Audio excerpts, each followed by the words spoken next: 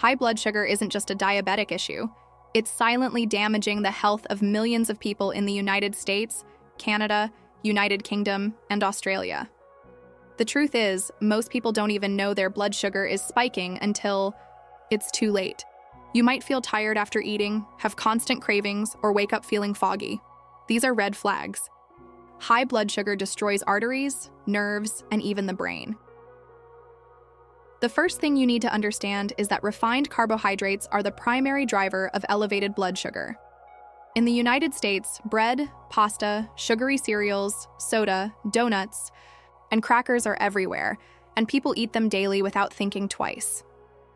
This constant carb overload pushes blood sugar levels through the roof, and over time, the pancreas wears out from pumping out insulin constantly. When insulin can't keep up anymore, blood sugar stays high for too long and causes serious damage. You might think you're safe because you're not overweight, but even thin people can have high blood sugar and insulin resistance. One man from Texas in his early 40s had normal weight, but suffered from fatigue and blurry vision. Doctors later found out his fasting glucose was 142 mg/dl. The second way to stop high blood sugar is to increase fiber intake, especially soluble fiber from real foods. Foods like avocado, chia seeds, flaxseed, and Brussels sprouts help slow down the absorption of glucose in your gut. In Canada, where processed food is still widely consumed, fiber intake is often half of what it should be. Soluble fiber traps. Glucose in a gel-like matrix, preventing blood sugar spikes after meals. People who consume more than 30 grams of fiber per day consistently show better insulin sensitivity and lower A1C. The third method is to walk after meals. In the United Kingdom, a clinical trial involving adults with prediabetes showed that walking for just 15 minutes after each meal resulted in significantly lower post-meal glucose levels. Your muscles act like a sponge for glucose, pulling sugar out of the bloodstream without needing insulin.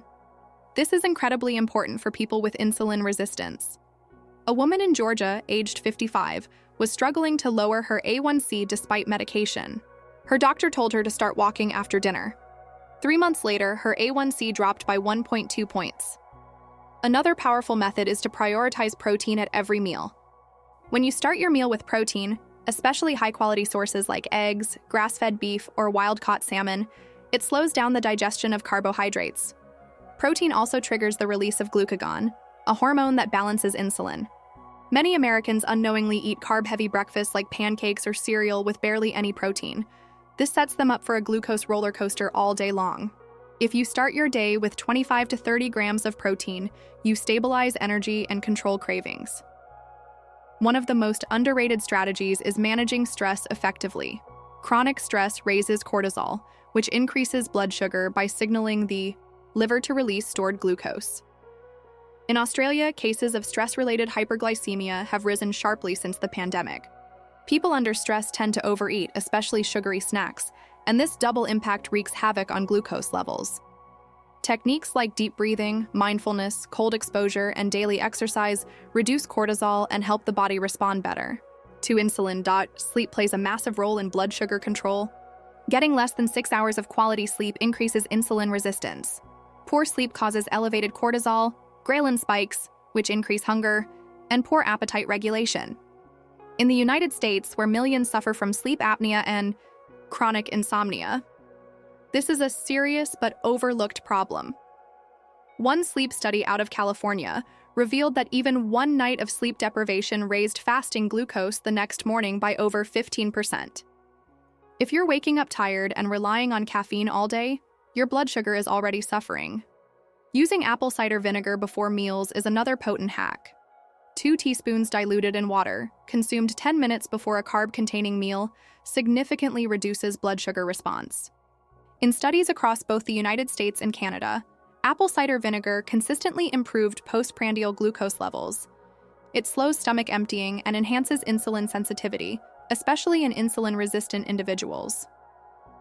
A man in Alberta who took apple cider vinegar with dinner saw his glucose monitor drop from 165 mg/dl to 118 mg/dl. Intermittent fasting is a lifestyle strategy that completely changes how your body handles blood sugar. In the United Kingdom, people are increasingly using 16.8 or OMAD. 1 meal a day, fasting protocols with excellent results. Fasting forces the body to burn stored glucose and fat for fuel, reduces insulin levels, and reverses insulin resistance over time. A truck driver from Ohio with type 2 diabetes reversed his condition in under a year by switching to 1 meal a day and cutting out all sugar and grains. His A1C dropped from 8.6% to 5.3% without medications. You must eliminate liquid sugar. Sodas, fruit juices, sweetened coffee drinks, and energy drinks are catastrophic for your blood sugar. In the United States, teenagers and young adults consume hundreds of calories of sugar just through beverages. These drinks spike blood sugar faster than solid food because there's no fiber to slow it down. A mother from Florida said she stopped giving her 9-year-old orange juice with breakfast after his doctor flagged early signs of insulin resistance. After cutting it out and adding more protein and water, his levels normalized. You also need to monitor your snacking habits. Constant snacking keeps insulin levels high and never allows your body to burn fat or stabilize glucose. Many nutritionists in Canada and Australia are starting to recommend 3 distinct meals with no snacks in between for blood sugar control. One woman from New South Wales used to eat granola bars and yogurt throughout the day. She removed all snacks and started eating more protein and fats in her meals, and within weeks she reported better energy, better sleep, and stable glucose readings. Prioritize healthy fats like olive oil, grass-fed butter, avocado, and nuts. These fats not only reduce the glycemic load of a meal, but also help you feel full and satisfied longer, reducing the chance of binge eating. In the United States, low-fat dietary guidelines led people to swap fat for sugar and starches, and this was a major disaster for public health. People need to understand that good fats are insulin-friendly. They don't spike blood sugar, and they actually help your cells become more insulin-sensitive over time. Avoiding high glycemic index foods is critical. The glycemic index measures how quickly a food raises blood sugar. White bread, rice cakes, and instant oatmeal score extremely high and should be avoided if you're trying to manage glucose. In Canada, dietitians often use the GI scale to educate prediabetic patients. Even some fruits like pineapple, dates, and watermelon can cause spikes if eaten in excess. Instead, focus on low GI options like berries, green apples, lentils, and steel-cut oats. Another essential step is to reduce inflammation, because chronic inflammation interferes with insulin signaling. In the United Kingdom, researchers have linked elevated C-reactive protein, CRP, with poor glucose control. Anti-inflammatory nutrients like omega-3 fatty acids from wild salmon, turmeric, ginger, and cruciferous vegetables should be part of your daily diet. A 52-year-old man from Arizona who had high fasting insulin for years brought it down dramatically after eliminating processed oils and eating anti-inflammatory foods. Maintaining a healthy gut microbiome also plays a surprising role in glucose regulation. Your gut bacteria influence everything from digestion to metabolism and inflammation. Studies in Australia showed that people with more diverse gut bacteria had better blood sugar control. Eating fermented foods like sauerkraut, kefir, kimchi, and probiotic-rich yogurt helps restore gut balance. Prebiotic fibers from garlic, onions, asparagus, and leeks also feed beneficial bacteria. Many people don't realize their bloating, fatigue, and cravings are tied to poor gut health and indirectly affecting their glucose levels. Exercise doesn't have to be extreme to be effective. Even resistance training twice a week improves glucose uptake dramatically. Muscle cells use glucose efficiently, and the more lean muscle you build, the more sugar your body can burn at rest. A nurse from Chicago started doing just 20-minute bodyweight workouts 3 times a week and reversed her insulin resistance within 6 months. Cardio is great, but strength training is essential if you want lasting blood sugar stability. Artificial sweeteners can also sabotage your efforts. Although they don't contain calories, they confuse the body and can spike insulin just from the sweet taste. In the United States, diet sodas are everywhere, but studies now show they can damage the gut and worsen insulin resistance over time. A man in New York who was drinking 6 Diet Colas a day started experiencing energy crashes, and his CGM, continuous glucose monitor, showed strange spikes. Once he removed all sweeteners and switched to water and herbal tea, his glucose improved dramatically. Stay hydrated. Even mild dehydration can raise blood sugar levels because the body releases stress hormones when fluid levels are low. In Canada, studies showed that people who drank less than 1.5 liters of water daily had higher fasting glucose. Water helps your kidneys flush out excess sugar. Try to drink a full glass of water before meals, especially if you're trying to lose weight or improve insulin function. High blood sugar is not just a temporary spike.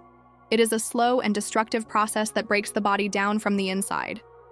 In the United States, it's common to hear people say they just feel off, with low energy, mood swings, or blurry vision. But many don't realize they are riding a blood sugar roller coaster daily. Blood sugar that stays even slightly elevated causes inflammation in every tissue it touches. It damages blood vessels, increases the risk of stroke and heart attack, and weakens the immune system. Many in Canada and Australia are walking around undiagnosed with insulin resistance because their doctors only check fasting glucose, not fasting insulin or A1C. One powerful tool is using continuous glucose monitoring, CGM. CGMs let you see your real-time blood sugar reaction to food, stress, sleep, and exercise. People across the United States are now using CGMs even if they're not diabetic. These devices reveal shocking truths. For example, a woman from California saw her blood sugar spike to 170 mg/dL after eating a supposedly healthy smoothie with banana, oats, and almond milk. She thought it was healthy, but her body treated it like a dessert. CGMs provide daily feedback that can change the way you eat forever. Another important method is to track your fasting insulin, not just glucose. Most doctors in the United Kingdom don't routinely test insulin, but it's one of the first indicators of metabolic dysfunction. Your glucose might still look normal, while insulin is already sky high. This silent damage can go on for years. If your fasting insulin is over 10 miu/ml, that means your cells are resisting insulin's signal. A man in Florida had a fasting glucose of 94 mg/dL, but his insulin was 27. That's prediabetes, even if his glucose looked fine on paper. Consistently eating within a shorter eating window, also called time-restricted eating, improves insulin sensitivity. For example, eating all your meals within an 8-hour window allows insulin to drop for the other 16 hours, which helps burn stored fat and prevent glucose buildup. In Australia, more doctors are recommending early time-restricted eating, meaning you stop eating by 6 p.m. Eating late at night is one of the worst things for blood sugar, especially since insulin sensitivity drops in the evening. A woman from Melbourne who used to snack until midnight saw her glucose normalize after switching to a 10 a.m. 6 p.m. window. Berberine is a natural compound that mimics metformin, the most common blood sugar-lowering medication in the United States. It improves insulin sensitivity, lowers glucose production in the liver, and even supports gut health. Multiple studies show that taking 500 milliliters of berberine 2 to 3 times a day significantly lowers fasting blood sugar and A1C. A man in Pennsylvania who refused to take prescription drugs reversed his prediabetes entirely with berberine, walking, and fasting. Start your day with no sugar and low carbs to stabilize your blood sugar. Breakfast sets the tone for the entire day. When you start with sugar, like granola, toast, or fruit juice, you spike insulin early and crash by mid-morning. In the United States, this is extremely common in both adults and kids, leading to fatigue, cravings, and mood swings by 10 a.m. Switching to a savory breakfast with eggs, avocado, and leafy greens completely changes your metabolic response for the next 12 hours. One teenager in Texas who had morning mood crashes began eating high-protein breakfasts and saw dramatic improvements in both energy and glucose control. Liver health is essential. Your liver plays a key role in storing and releasing glucose. Fatty liver disease, especially non-alcoholic fatty liver disease, NAFLD, causes uncontrolled glucose dumping into the bloodstream. This is now shockingly common in people with insulin resistance, even children in the United States. A man in Ohio was found to have NAFLD despite being only slightly overweight. After cutting out sugar, alcohol, and refined carbs and adding milk thistle and NAC supplements, his liver enzymes and blood sugar improved dramatically. Chromium and alpha-lipoic acid, ALA, are essential for blood sugar metabolism. Chromium enhances the effect of insulin, helping glucose enter the cells. ALA is a powerful antioxidant that improves nerve health and insulin sensitivity. In Canada, some natural health practitioners are using chromium picolinate and ALA in combination with berberine to lower glucose in patients with prediabetes. These are especially useful for those experiencing nerve tingling or neuropathy symptoms early on. Hydration with electrolytes, especially potassium and magnesium, helps regulate glucose. Potassium-rich foods like spinach, avocados, and coconut water assist in glucose transport and insulin response. People who drink lots of water but neglect electrolytes may still feel sluggish. In the United Kingdom, nutritionists have begun emphasizing mineral balance, especially for people on low-carb diets. One woman from Manchester saw dramatic improvement in her energy and glucose control when she started adding electrolyte powder to her water instead of just drinking plain water. Removing inflammatory seed oils like canola, soybean, and corn oil is another major shift. These oils are everywhere in packaged foods in the United States, from salad dressings to chips, and even health bars. They create oxidative stress and worsen insulin resistance. Switching to olive oil, avocado oil, coconut oil, and animal fats, like tallow or butter, can change your cellular metabolism. A chef from Louisiana stopped using vegetable oils in his cooking and switched to olive oil and butter. He reported better digestion, fewer glucose spikes, and more stable energy throughout the day. Correcting vitamin D deficiency can drastically improve insulin function.